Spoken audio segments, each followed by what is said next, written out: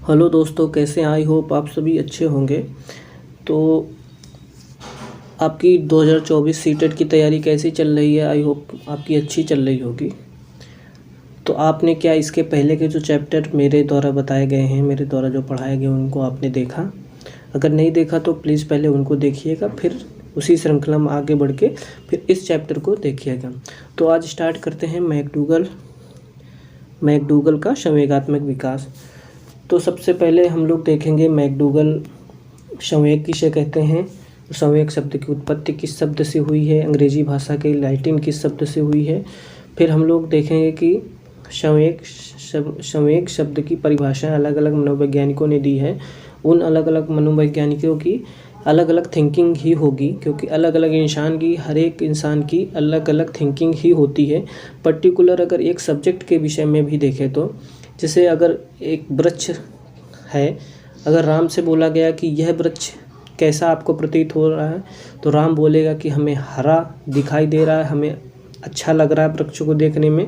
अगर उसके ही दोस्त अगर श्याम को उसी वृक्ष को उसी समय पूछा जाएगा तो श्याम बताएगा कि यह वृक्ष हमें काफ़ी बड़ा विशाल दिखाई दे रहा है। तो मतलब कहने का मतलब है कि अलग अलग इंसान की अलग अलग थिंकिंग होगी। मतलब हर एक इंसान की एक पर्टिकुलर किसी चीज़ को लेके थिंकिंग एक सी नहीं हो सकती है। तो ये जो परिभाषाएं हैं, संवेग की परिभाषाएं अलग अलग मनोवैज्ञानिकों ने अलग अलग दी है। उन अलग अलग मनोवैज्ञानिकों की परिभाषाएं हम लोग समझेंगे, पढ़ेंगे और याद करने का तरीका भी हम लोग समझेंगे। फिर हम लोग देखेंगे आगे चल के कि मैकडूगल का मूल प्रवृत्ति के सिद्धांत कैसा हैं, कितनी मूल प्रवृत्तियाँ मानी मैकडूगल ने, और उन मूल प्रवृत्तियों के संवेग कौन कौन से हैं। तो पढ़ते हैं बिना समय गंवाए कि संवेग शब्द की उत्पत्ति कैसे हुई है। तो संवेग को अगर संधि विच्छेद करें तो सम प्लस वेग होता है। संवेग शब्द की उत्पत्ति लैटिन भाषा की इमोर्स, क्या है इमोर्स, स्पेलिंग क्या है EMOVERS से हुई है, जिसका मतलब होता है उथल पुथल या हलचल होना। एग्जाम्पल अगर लेते हैं कि जैसे नदी का पानी जो शांत है, लेकिन उसमें हम लोग ये छोटे में बड़ी एक्टिविटी हम लोगों ने किया होगा कि हम लोग जाके उस शांत पानी में कंकड़ मार के उसको अशांत कर देते हैं। तो जो कंकड़ हम लोगों के द्वारा फेंका गया है वही संवेग होगा। अगर मानव के व्यक्तित्व के रूप में देखा जाए तो वही संवेग होगा जो कंकड़ फेंका गया है। और जो शांत जल होता है वो मानव का स्वभाव था, मतलब मानव का स्वभाव शांत रहता है, सामान्य अवस्था होती है, लेकिन कुछ ऐसे उसमें संवेग उत्पन्न होते हैं जो उसको अशांत कर देते हैं या हलचल उसके जीवन में मचा देते हैं, या उसके मस्तिष्क में हलचल मचा देंगे, वो संवेग कहलाते हैं। तो एग्जाम्पल की सहायता समझ गए, कंकड़ क्या था, एक संवेग था, पानी क्या था, उसकी सामान्य अवस्था थी व्यक्ति की। ठीक है, अब आगे बढ़ते हैं। अब देखते हैं कि अलग अलग मनोवैज्ञानिकों ने जो अलग अलग परिभाषाएं दी हैं संवेग की, उसको हम लोग समझेंगे, याद करने का तरीका भी देखते हैं। एक मनोवैज्ञानिक थे वुडवर्थ, उन्होंने परिभाषा दी है कि संवेग किसे कहते हैं। संवेग व्यक्ति की एक उत्तेजित दशा है। देखो यहाँ पर वुड मतलब लकड़ी, जैसे एक वृक्ष है, राम को बोला गया कि इस वृक्ष पे चढ़ जाओ, ये हम लोग समझने का तरीका, याद करने का तरीका समझ रहे हैं। तो उसमें बोला गया कि उस वृक्ष में आप चढ़ जाओ। तो उस वृक्ष को देखकर उसको राम को जोर लगेगा, मतलब राम को उत्तेजना आएगी, तभी तो वो चढ़ पाएगा। तो उत्तेजन से वुडवर्थ ऐसे करके हम लोग रिलेट करके हम लोग याद कर लेंगे इस परिभाषा को। आगे वैज्ञानिक थे जरसील्ड, मनोवैज्ञानिक थे, इन्होंने संवेग की परिभाषा दी है कि किसी भी प्रकार के आवेश आने, भड़क उठने तथा उत्तेजित हो जाने की अवस्था को संवेग कहते हैं। तो यहाँ पर 3 शब्द मिले, आवेश आने, भड़क उठने तथा उत्तेजित हो जाने। ठीक है, अब यहाँ पर जरसील्ड में देखा जाए तो अंडरलाइन देखो किस अक्षर के नीचे, किस शब्द के नीचे अंडरलाइन, रस्सी के नीचे। तो किसी अगर व्यक्ति को रस्सी से जकड़ दिया गया है तो वह आवेशित होगा, किससे, बंधन से मुक्त होने के लिए। भड़क उठेगा, किस पर भड़क उठेगा, जिन्होंने उसको रस्सी से जकड़ा है, और उत्तेजित हो जाएगा। किस लिए उत्तेजित हो जाएगा, क्योंकि रस्सी से अपने को छुड़ाने के लिए उत्तेजित हो जाएगा। तो ऐसे करके रस्सी से हम लोग संबंध बना सकते हैं परिभाषाओं की, और हम लोग समझ जाएंगे। देखो अब आगे चल के हम लोग देखते हैं मैकडूगल ने संवेग क्या बोला, संवेग प्रकृति का हृदय है। देखो जगह जगह मैकडी के आउटलेट खुले होते हैं, मैकडी के टिक्के मिलते हैं, मैकडी के बर्गर मिलते हैं, जबकि वह बर्गर हृदय के लिए हानिकारक है, शरीर के लिए हानिकारक है। ऐसे करके यह केवल याद करने के लिए एक तरीका हम पेश कर रहे हैं, इसमें ज़्यादा गंभीरता से ना लेना। तो ऐसे करके हम लोग ये समझ लेंगे कि मैकडूगल ने संवेग प्रकृति का हृदय बोला है। गेट्स, देखो संवेग, गेट्स ने क्या कहा है कि संवेग वे घटनाएं हैं जिनसे मनुष्य अशांत या उत्तेजित हो जाता है। देखो जैसे एक व्यक्ति है, वह अपने घर गया और उसकी पत्नी ने उसके गेट को बंद कर दिया, ठीक है, अंडरलाइन किस में है, गेट में के नीचे अंडरलाइन। तो मनुष्य, वह व्यक्ति क्या हो जाएगा, अशांत हो जाएगा, उत्तेजित हो जाएगा, ठीक है। ऐसे करके हम लोग याद कर सकते हैं। रॉस, देखो रॉस ने क्या परिभाषा दी है, संवेग चेतना की, किसकी, संवेग चेतना की वह अवस्था है जिसमें रागात्मक तत्व की प्रधानता रहती है।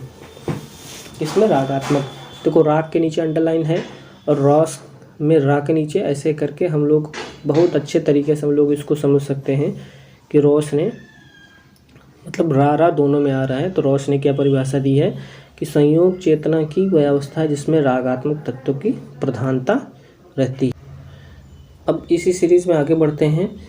देखो क्रो एंड क्रो आते हैं। क्रो एंड क्रो की हमेशा परिभाषा बड़ी ही लंबी चौड़ी होती है और बड़ी इम्पॉर्टेंट भी होती है परीक्षा की दृष्टिकोण से। तो क्रो एंड क्रो ने क्या कहा कि संवेग वह भावात्मक अनुभूति है जो व्यक्ति की मानसिक व शारीरिक उत्तेजना पूर्ण अवस्था तथा सामान्यीकृत आंतरिक समायोजन के साथ जुड़ी होती है और जिसकी अभिव्यक्ति व्यक्ति के द्वारा प्रदर्शित बाह्य व्यवहार द्वारा होती है। अभिव्यक्ति व्यक्ति के द्वारा प्रदर्शित बाह्य व्यवहार द्वारा होती है। जैसे कोई व्यक्ति खड़ा है और वहाँ पर अचानक से शेर आ जाए तो वह वहाँ से भाग जाएगा। तो अब हम लोग सारी परिभाषाएं याद कर लेंगे तो क्रो एंड क्रो की परिभाषा तो अपने आप याद हो जाए क्योंकि सबसे लंबी चौड़ी होती है। एक उदाहरण हमने प्रस्तुत किया, शेर के आते ही हम वहाँ से भाग जाएंगे। अब पढ़ते हैं कि मैकडूगल का मूल प्रवृत्तियों का सिद्धांत। मैकडूगल का मूल प्रवृत्तियों, तो मैकडूगल ने कितनी 14 मूल प्रवृत्तियाँ दी हैं। और ध्यान देने की बात है कि गिलफोर्ड एक मनोवैज्ञानिक है, गिलफोर्ड ने भी 14 मूल प्रवृत्तियाँ ही बताई हैं। तो मैकडूगल ने मूल प्रवृत्ति का सिद्धांत कब दिया था, 1949 में दिया था। और मैकडूगल ने इन मूल प्रवृत्तियों को जन्मजात और बताते हैं कि संवेगों के आते ही मूल प्रवृत्तियाँ आती हैं। पहले क्या आते हैं, संवेग आते हैं और फिर मूल प्रवृत्तियाँ। देखो मूल प्रवृत्तियाँ में मूल जुड़ ही गया, तो मूल मतलब आधार से, मतलब जन्मजात ही होती हैं, ऐसे समझ सकते हैं। और कोई भी संवेग उत्पन्न हुआ तो मूल प्रवृत्तियाँ उत्पन्न ही हो जाती हैं। यह प्रकृति का नियम है कि संवेग के आने के साथ साथ मूल प्रवृत्तियाँ उत्पन्न होती हैं और मूल प्रवृत्तियाँ को लेकर बच्चे जन्म लेते हैं। मतलब मनुष्य के अंदर मूल प्रवृत्तियाँ स्वाभाविक अंदर कहीं ना कहीं विराजमान होती हैं और जैसे ही संवेग उत्पन्न होता है वैसे ही मूल प्रवृत्तियाँ आ जाती हैं। जैसे शेर के आते ही हम वहाँ से भाग जाएंगे, मतलब शेर आया तो हम वहाँ से भाग जाएंगे, तो संवेग क्या हुआ, संवेग हुआ शेर के आने, मतलब भय डर संवेग हुआ और वहाँ से हम लोग क्या कर गए, पलायन कर गए। तो पलायन क्या हुआ, मूल प्रवृत्ति हुई, ठीक है। अब हम लोग पढ़ते हैं आगे। हाँ, प्रत्येक संवेग अपनी मूल प्रवृत्तियों के साथ जुड़ा और संयोगों की संख्या भी 14 ही है, ठीक है। एक संवेग है आश्चर्य, जिसको इंग्लिश में वंडर बोलते हैं। अब हमें याद करने की आवश्यकता नहीं होगी, इनको कहीं ना कहीं अपने शरीर पर धारण करेंगे या बोलेंगे या अपने स्वाभाविक जो अनुभव हुए हैं उन अनुभवों से रिलेट कर लेंगे तो हम लोग समझ में आ जाएगा इस संवेग की मूल प्रवृत्ति क्या है। जैसे आश्चर्य, उसकी मूल प्रवृत्ति क्या है, जिज्ञासा, एक क्यूरोसिटी। हमें किसी चीज़ की आश्चर्य होती है, अरे ये कैसा हुआ, तो हमें एक जिज्ञासा व्यक्त होती है। तो आश्चर्य का मूल प्रवृत्ति क्या हुआ, जिज्ञासा। अब जैसे भय डर हुआ, तो अभी मैंने बताया ना कि शेर या भालू या सर्प के आने से हम वहाँ से भाग जाएंगे, तो भय डर एक संवेग हुआ और पलायन उसका मूल प्रवृत्ति हुई, ठीक है। अब जैसे अकेलापन एक संवेग है, तो उसका जो मूल प्रवृत्ति हुआ सामूहिकता हुई, ग्रुपनेस। तो हमें जैसे अकेलापन, जैसे राम कहता है आज बड़ा लोनली फील हो रहा है, तभी हमें पापा आपकी याद आ गई, या हमें हमें हमारे दोस्तों की याद आ गई, क्योंकि उस लोनली फीलिंग की जो है उसको राम हटाना चाहता है उस समय। तो उसको किसी व्यक्ति के साथ या किसी लोग के साथ बात करने से वो लोनली की फीलिंग हटा लेगा। तो अकेलापन संवेग का मूल प्रवृत्ति हुई सामूहिकता। क्रोध है क्या है, संवेग है, उसका हुआ मूल प्रवृत्ति क्या हुआ, कॉम्बैट या उत्साह, एंगर।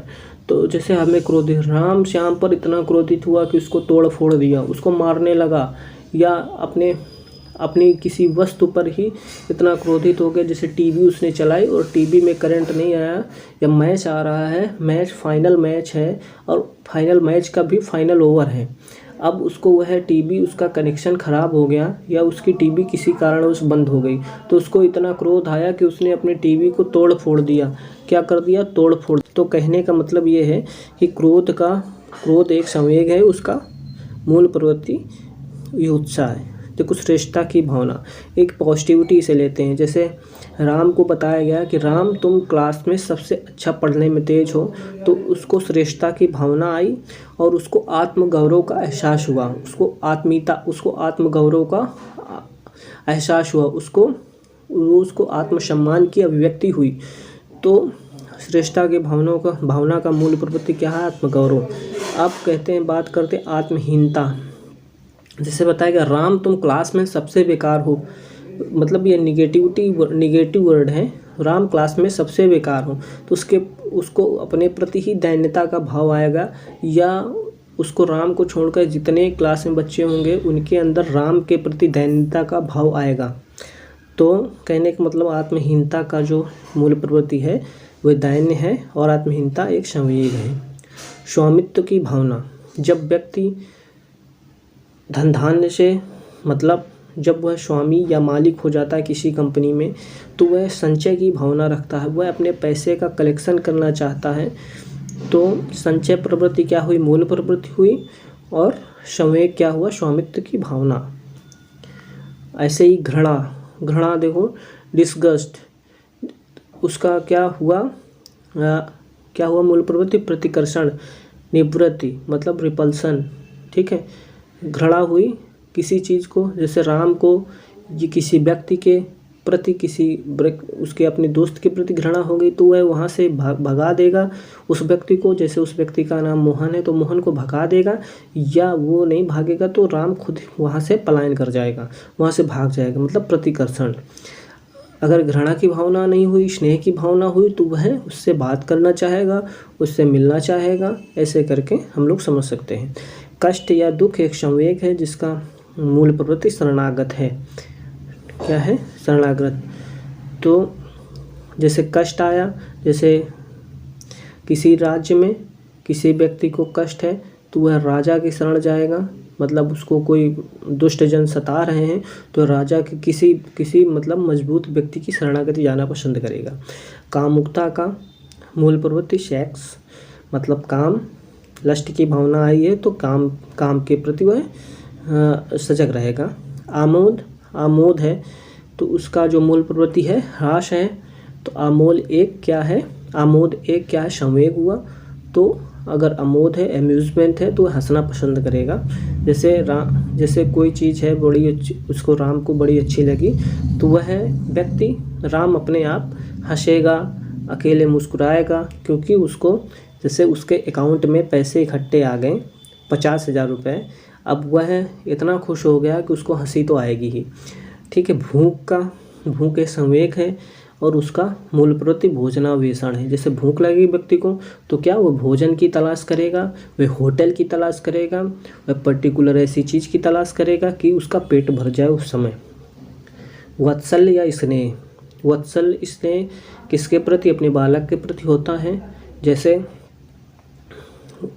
राम के बालक को कोई मार रहा है और राम को रस्सी से जकड़ दिया है, तो वह शिशु रक्षा की भावना करेगा कि कैसे अपने बालक को छुड़ाया जाए, या रस्सी से भी नहीं जकड़ेगा तो वह उस व्यक्ति को मारने लगेगा जो उसके बालक को मार रहा होगा।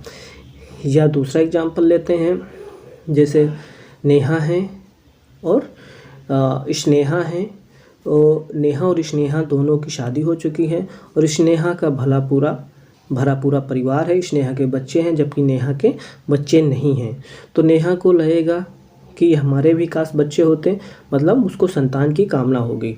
तो कहने का मतलब है कि वात्सल्य स्नेह एक संवेग है, उसके मूल प्रवृत्तियाँ से सुरक्षा या संतान की कामना है। नेक्स्ट संवेग जो 14 नंबर का संवेग है उसकी बात करते हैं। सृजनात्मकता की भावना, सृजन करने की भावना एक संवेग है। तो वह कंस्ट्रक्शन मतलब उसको रचनात्मकता की भावना आएगी, वह रचनात्मकता आएगी, रचनात्मकता का गुण आएगा। कैसे रचनात्मक बने, ठीक है।